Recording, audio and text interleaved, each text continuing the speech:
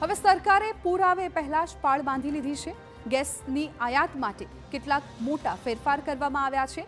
ગ્રાફિક્સના માધ્યમથી આપને જણાવીએ કે ગેસની આયાતમાં કયા સ્ટ્રેટેજિક ફેરફાર કરવામાં આવ્યા છે। તો સૌથી પહેલા ખાડી દેશો પર નિર્ભરતા ઘટાડાઈ છે। અત્યાર સુધીમાં માત્ર ખાડી દેશોમાંથી જ આયાત કરવામાં આવતો હતો, પરંતુ હવે અનેક દેશોથી ગેસની આયાત કરવામાં આવશે, જેને કારણે આગામી દિવસોમાં ભારતને ગેસને લઈને કોઈ પણ સંકટનો સામનો ન કરવો પડે।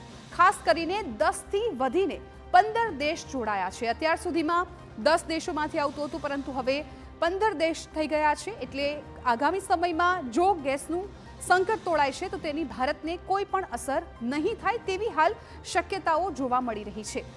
8 લાખ ટન કાર્ગો સુરક્ષિત હોવાની જાણકારી અત્યારે મળી રહી છે। એટલે ખૂબ જ મહત્વપૂર્ણ અને ખૂબ જ સારા સમાચાર ભારત માટે આ કહી શકાય કે જ્યાં 8 લાખ ટન કાર્ગો સુરક્ષિત છે। હવે સ્થાનિક ઉત્પાદનમાં નોંધપાત્ર વધારો થયો છે। આ પણ એક ખૂબ જ મહત્વપૂર્ણ મુદ્દો બની રહે છે।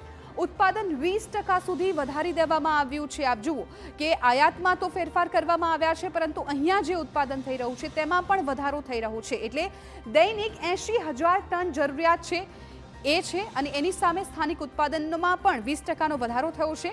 હાલ 46,000 ટન ઉત્પાદન જોવા મળી રહ્યું છે।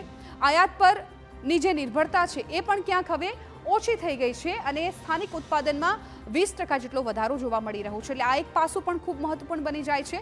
હવે એ જોઈએ કે સામાન્ય જનતા માટે રાહતના સંકેત કેટલા છે। સિલિન્ડર સપ્લાયમાં કાપ નહીં આવે, ખૂબ મહત્વપૂર્ણ સમાચાર છે, અને કોઈએ પણ ગભરાવાની જરૂર નથી। ઘરગથ્થુ જરૂરિયાત યથાવત રહેશે, એટલે કોઈએ પણ પેનિક કરવાની જરૂર નથી। તેમાં કોઈ પણ અસર થાય તેવું હાલ નથી લાગી રહ્યું।